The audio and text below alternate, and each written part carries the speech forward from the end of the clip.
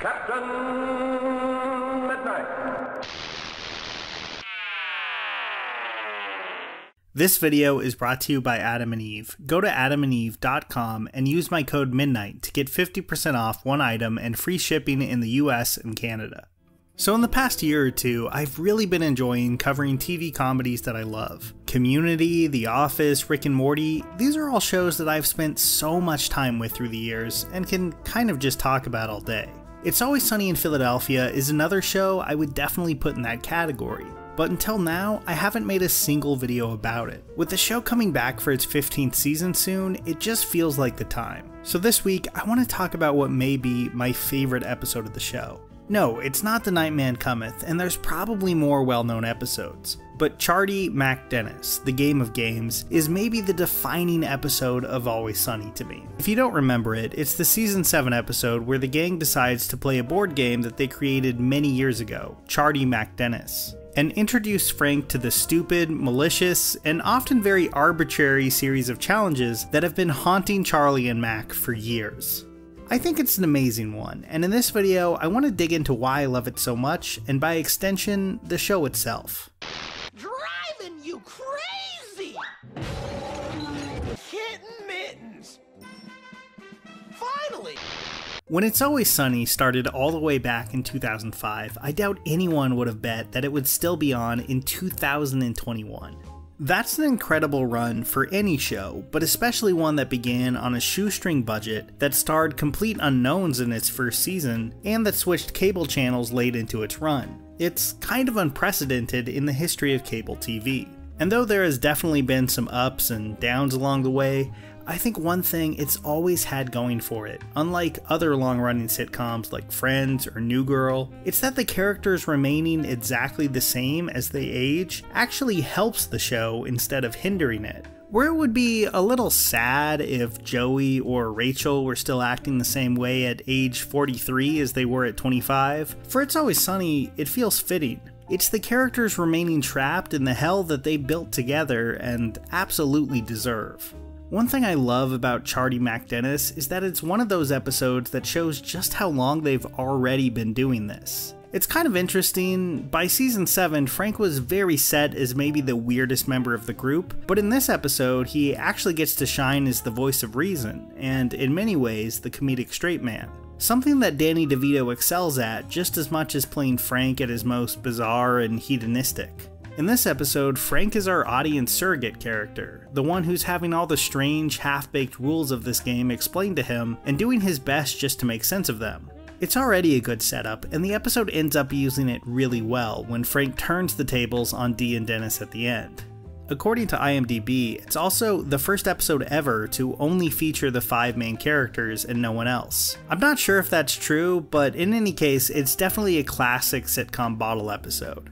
My favorite era of the show has always been like seasons 4 through 9, and I think 7 specifically is one of its strongest, most confident seasons across the board. The high school reunion 2-parter, the gang goes to the Jersey Shore, Thundergun Express, and of course this episode, which I think is kind of the crown jewel. Always Sunny has always done some really high-concept experimental episodes. Some of them are great, like Charlie Work, where we follow Charlie through a stressful, Birdman-like day at the bar. And some of them kind of bomb, like Frank's Brother, which unconvincingly flashes back to Frank's younger years. But the bedrock of It's Always Sunny, the thing that you can always count on it to deliver best, are straightforward episodes of the cast arguing with each other at Patty's Pub.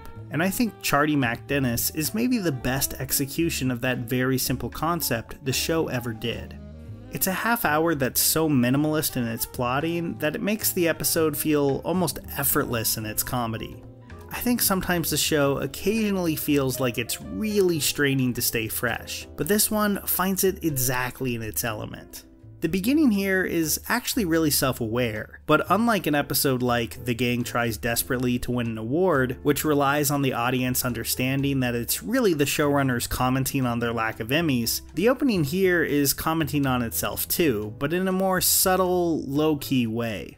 So many Sunny episodes have a similar plot structure, where a character walks into the bar and basically announces to the rest of the cast what they're mad or obsessed with this week. Here, all the characters sit around and realize they don't have anything, and assume that Mac is going to rush through the door and supply them with a plot, only to realize that he doesn't have one either. Which actually does end up giving us a story, as the characters are bored enough to play a game. I thought that was just a clever and elegantly simple way to kick things off. The kind of writing that doesn't call attention to itself, but demonstrates just how comfortable the writers are with their own show's story beats at this point. Obviously, I wouldn't call this a plot-heavy episode, but there's still a lot of little character touches I enjoy here. Dennis losing the drawing contest and blaming it on Dee's bony back, Mac trying to steal Frank's money and then being really offended when he's called out on it because they're on the same team. I think part of what makes this so effective is that the longer the show goes on, the more it reveals just how in their own world the cast is. They've carved out a bubble for themselves that no normal, sane outsider could begin to understand.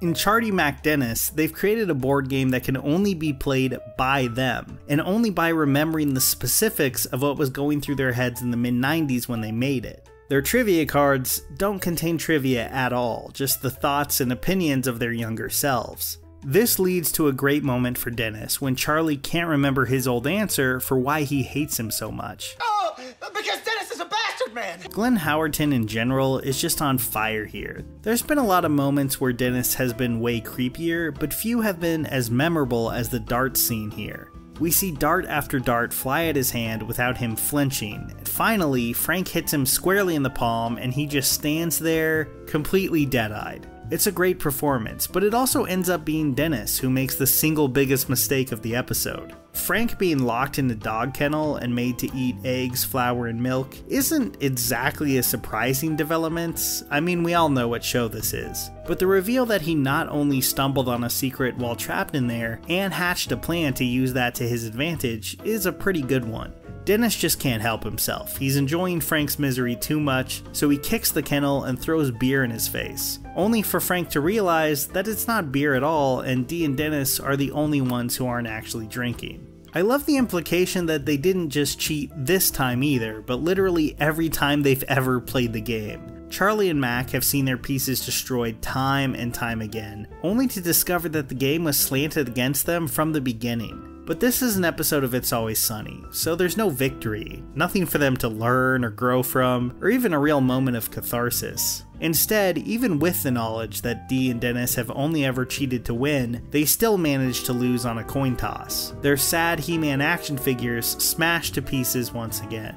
Nothing of value was learned, nothing changed, and these characters just go back to being their old, stagnant selves. That probably sounds like a criticism, and for many shows, especially dramas, it would be. But that's the magic of It's Always Sunny. It takes these horrible people and watches them spiral into deeper and deeper pits of self-involved, self-sustaining loops. They're completely trapped because they can't function outside of this group. It's bleak, it's a little sad, and it's also the perfect setup for a very, very long-running sitcom.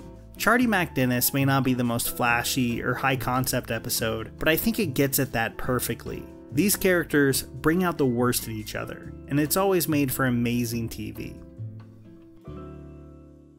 Here's a special tip for the fellas and girls who have not already joined Captain Midnight's new 1940 Flight Patrol.